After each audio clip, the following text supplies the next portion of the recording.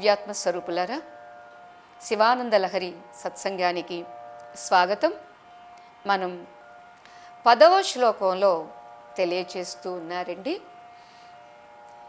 ఇంతవరకు ఏ జన్మమునందైనప్పటికీ కూడా ఉపాధి లభించినప్పటికీ, ఏ జన్మ ఉపాధి లభించినా మనస్సు మాత్రం సదా ఎల్లవేళలా పరమేశ్వర పాదారవింద భజనమునందు లగ్నం చేస్తే తత్స్మరణ ఆనందానుభవం అనుభవించేట్లుగా అనుగ్రహించాల్సింది అని ప్రార్థిస్తూ ఉన్నారండి ఈ శ్లోకంలో ఆచార్యస్వామి వారు.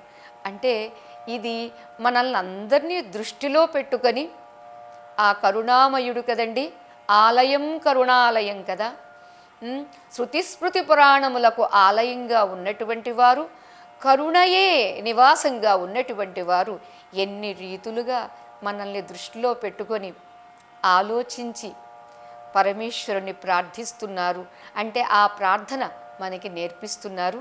ఆశ్చర్యం కదా. నరత్వం దేవత్వం నగవన మృగత్వం మశకతా పశుత్వం కీటత్వం భవతు విహగత్వాదిజననం సదా త్వత్పాదాబ్జస్మరణ పరమానందలహరీ విహారాసక్తం చేత్ హృదయమిహ కిం తేన వపుషా విహారాసక్తం చేత్ హృదయమిహ కిం తేన వపుషా అన్నారండి. నరత్వం దేవత్వం, మనుష్యత్వం కావచ్చు, దేవత్వం కావచ్చు. నరవన మృగత్వం, పర్వత అరణ్య సంచారంలో ఉన్నటువంటి హరిణత్వం అంటే జింక కావచ్చు. మశకత, దోమ జన్మ కావచ్చు. పశుత్వం, పశుజన్మ కావచ్చు. కీటకత్వం, పురుగు జన్మ కావచ్చు. విహగత్వం, పక్షి జన్మ కావచ్చండి. ఏదైనా కావచ్చుగాక. భవతు, హృదయం ఇహ, నా ఈ మనస్సు అనేటటువంటిది ఉన్నదే, అది ఏ దేహమైనా కానీ స్వామి, అది ఏ ఉపాధి అయినా కానీ స్వామి, కానీ సదా ఎల్లప్పుడూ నీ పాదారవింద స్మరణతో కలిగేటటువంటి ఆ మహానందము, ఆ బ్రహ్మానందము, ఆ పరమానందము నాకు కలిగించు స్వామి. అంత మాత్రం చాలు. నాకు ఏ ఉపాధి అయితే మాత్రం ఏముంది, ఏ ఉపాధి అయితే మాత్రం నాకు అడ్డేముంది అన్నారండి. ఏమి భావనండి, ఏమి సౌలభ్యమండి ఇక్కడ ఆచార్యస్వామి వారు. గత శ్లోకంలో మనకి బాహ్య పూజ కన్నా అంతఃపూజ శ్రేష్టము అని అంటూ పూజాడంబరాల కోసమని సమయాన్ని, శ్రమని, ప్రయత్నాన్ని వృధా చేసుకోవద్దు, కేవలం చిత్తము అనేటటువంటి పద్మాన్ని స్వామికి సమర్పిస్తే చాలు అని బోధించారు ఆ శ్లోకంలో. అదే ఆచార్యస్వామి వారు ఈ శ్లోకంలో ఉపాధి ప్రాధాన్యం ఏమీ లేదు సుమా. బ్రాహ్మణుడు కావచ్చు, అబ్రాహ్మణుడు కావచ్చు, పురుషుడు కావచ్చు, స్త్రీ కావచ్చు, అంత మాత్రమే కాదు సుమా. నరత్వం మృగత్వం అన్నారండి.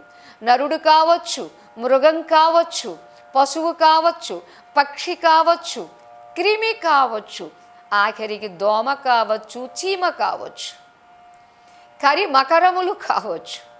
ఏదైనప్పటికీ కూడా జన్మాంతర సుకృతము ఉందే, సంస్కారము ఉందే, దానితో ఆ హరి నామస్మరణ లేదా హరనామస్మరణ అనేటటువంటిది జరుగుతుంది.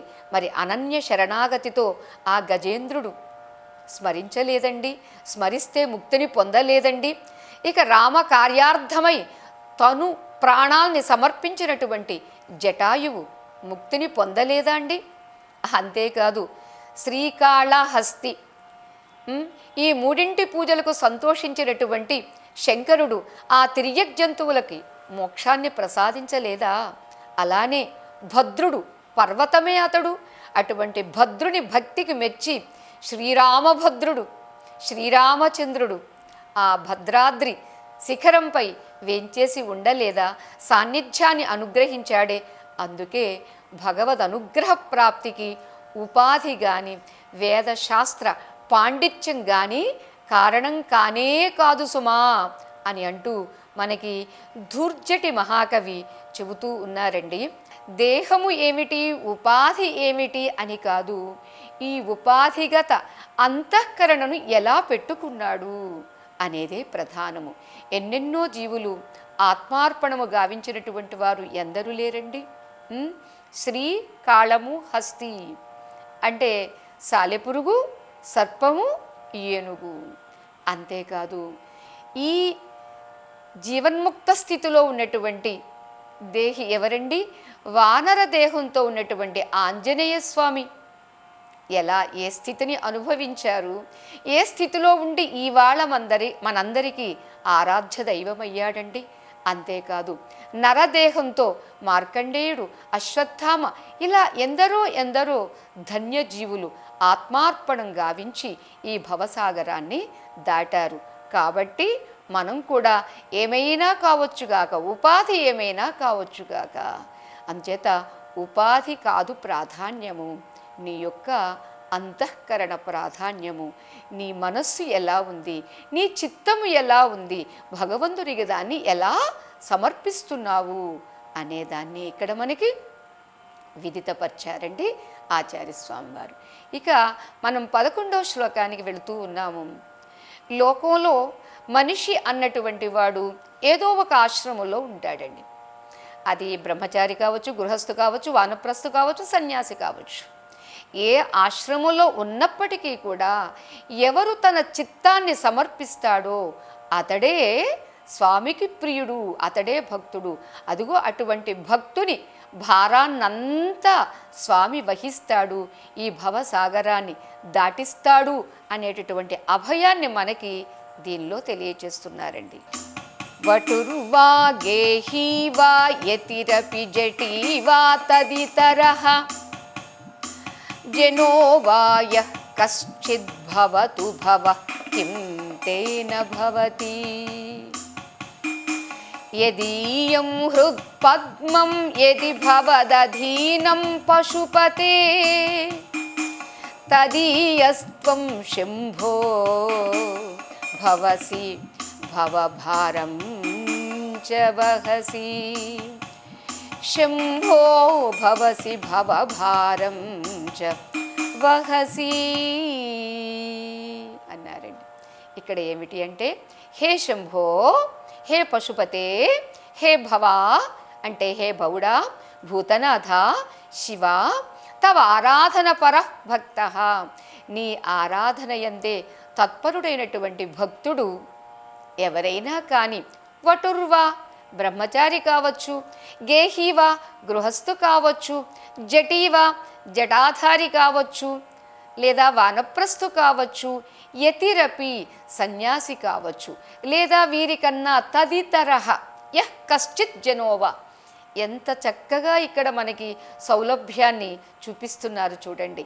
ఎవరైనా కావచ్చు, ఈ 4 ఆశ్రమాలలో కూడా లేకుండగా మరి ఎవరైనా కావచ్చు, అది ఏదైనా కావచ్చుగాక. కానీ ఏది ఏమైనప్పటికీ తేన కిం భవతి, దానివల్ల లాభమేముంది, అది ఏమైనా కావచ్చు, దానివల్ల నష్టమేమీ లేదు. ఏమిటి ఇక్కడ ఉండాల్సింది అంటే, యదీయం హృత్పద్మం, ఈ హృదయ కమలం ఉందో అది భవదధీనం భవతి అన్నారండి. అది నీ అధీనంలో ఉన్నట్లయితే త్వం తదీయ భవసి. ఎంత చక్కగా చెబుతున్నారండి.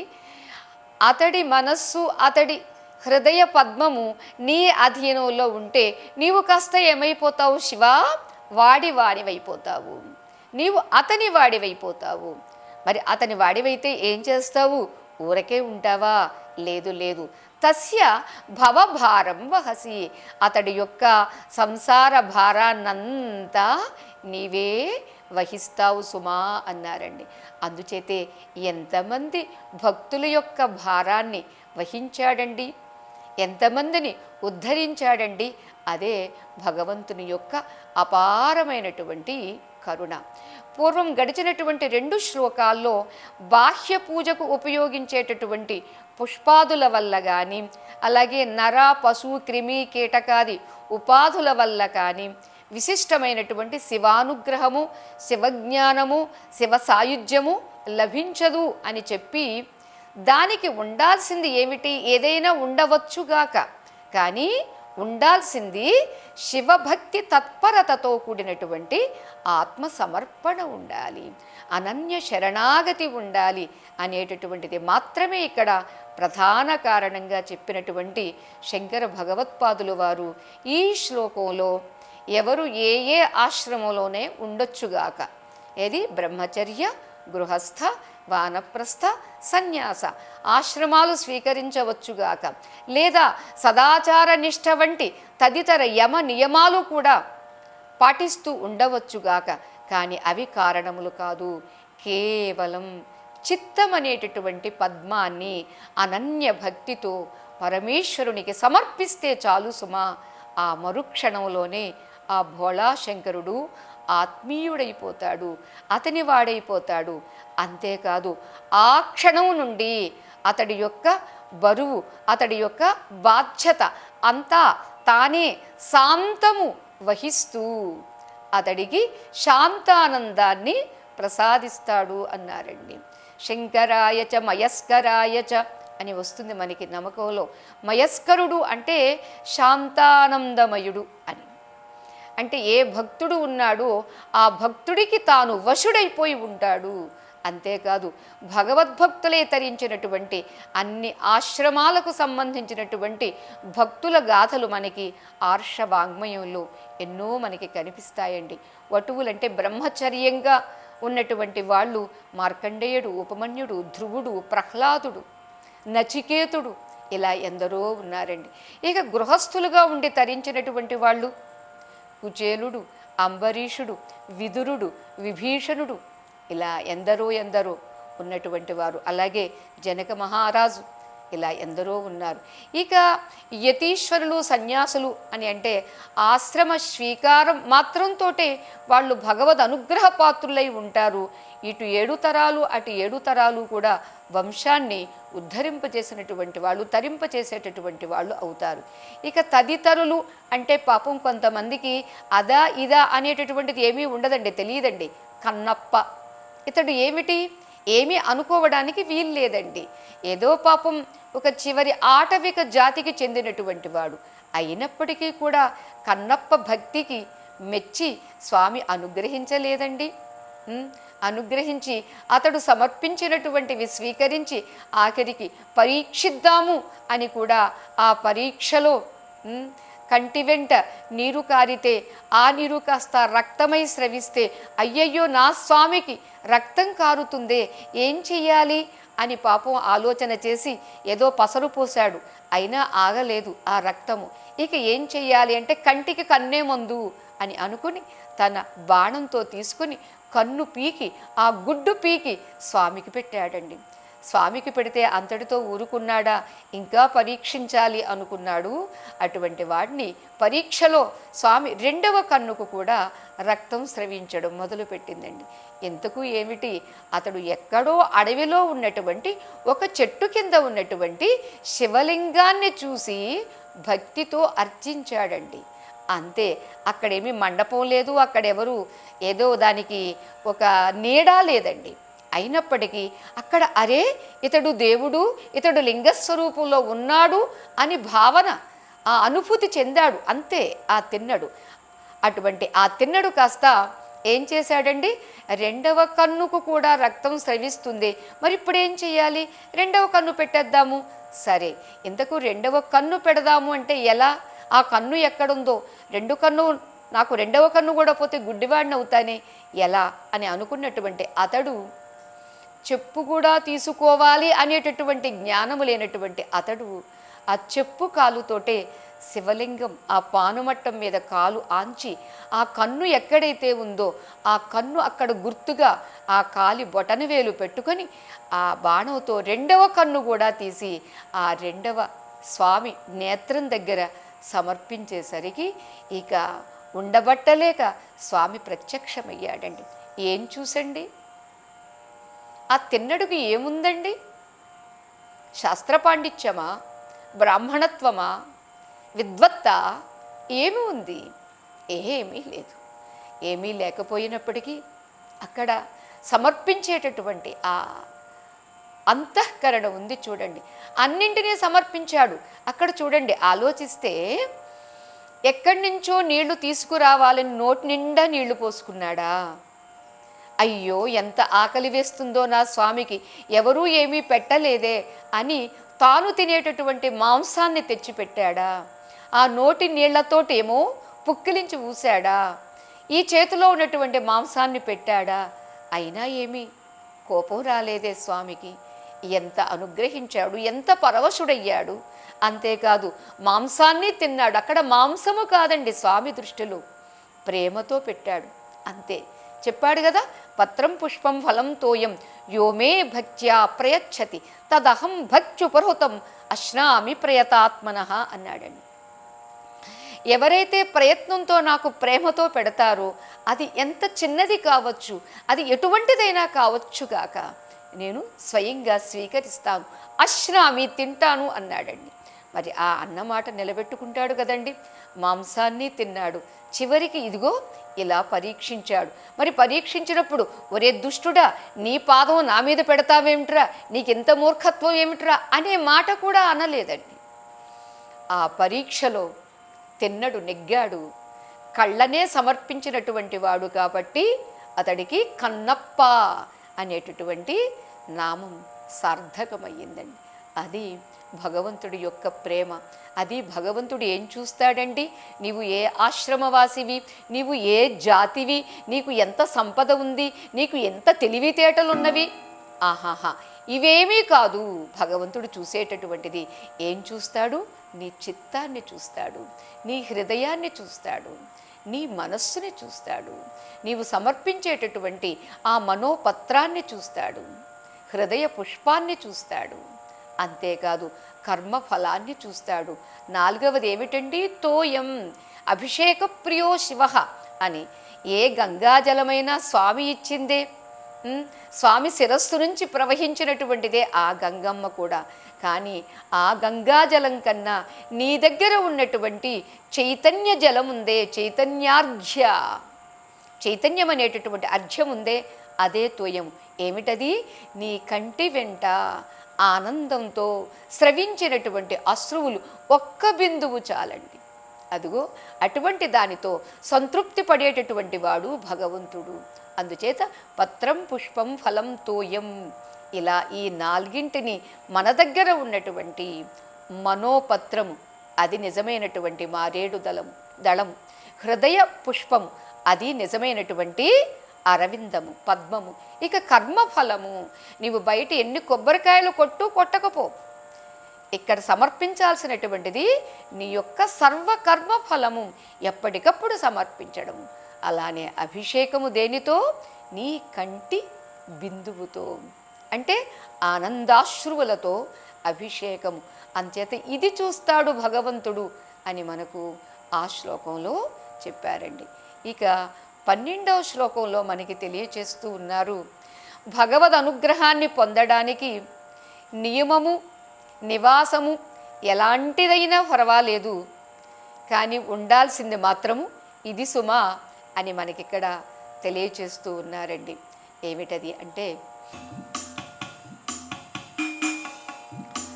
గుహాయాం గేహేవా బహిరపి వనే బాద్రిశిఖరే జలే వా వన్నౌ వా వసతు వసతే కిం వద ఫలం సదా యస్యైవాంతః కరణమపి శంభో తవ పదే సదా యస్యైవాంతః కరణమపి శంభో తవ పదే స్థితం చేద్యోగోసౌ సచ పరమయోగి సచ సుఖీ సచ పరమయోగి సచ సుఖీ అన్నారు. ఏమిటి దీని అర్థం అంటే, హే శంభునాథ, గుహాయాం కొండ గుహల్లో కానీ, గేహేవా ఇంటిలో కానీ, బహిరపి ఎక్కడో బయట ప్రదేశంలో ఎక్కడ ఉన్నప్పటికీ కూడా ఏమీ పర్వాలేదు. అంతేకాదు, బహిరపి వనే అడవిలో ఉండవచ్చుగాక, అద్రిశిఖరే పర్వత శిఖరముల యందు ఉండవచ్చుగాక, అంతేనా, జలేవా జలములో ఉండొచ్చుగాక, వన్నవ్వా వసతు అగ్ని మధ్యంలో ఉండవచ్చుగాక. ఇదేంటండి అగ్ని మధ్యంలో ఎందుకుంటారండి అని అంటే, భగవంతుడి యొక్క అనుగ్రహాన్ని పొందడం కోసమని దేహాన్ని క్షోభింపచేస్తూ ఎన్నో రీతులుగా తపస్సులు చేసేటటువంటి వాళ్ళు చాలామంది ఉన్నారండి. మనమంటే అవేమీ చెయ్యలేము, కానీ చేసేటటువంటి వాళ్ళు ఇప్పటికీ కూడా హిమాచల ప్రదేశంలో గుహలలో ఎక్కడెక్కడో ఎందరో తపస్సంపన్నులు చేస్తూ ఉన్నారండి. అంతేత ఇక్కడ ఆచార్యస్వామి అంటున్నారు, మరి మనబోటి వాళ్ళం అలాంటివేమీ చెయ్యలేము కదా అని అనుకోవలసిన అవసరం లేదు. నీవు ఎక్కడైనా ఉండవచ్చుగాక, ఇంటిలో ఉండుగాక, హాస్పిటల్లో ఉండుగాక, బజారులో ఉండుగాక, అలానే ఒక ఉద్యోగంలో, ఒక వ్యాపారంలో, ఒక వ్యవసాయంలో ఎక్కడైనా ఉండు. కానీ ఇక్కడ ఉండాల్సింది ప్రధానంగా ఏమిటండి, యస్య అంతఃకరణమపి. స్వస్తి.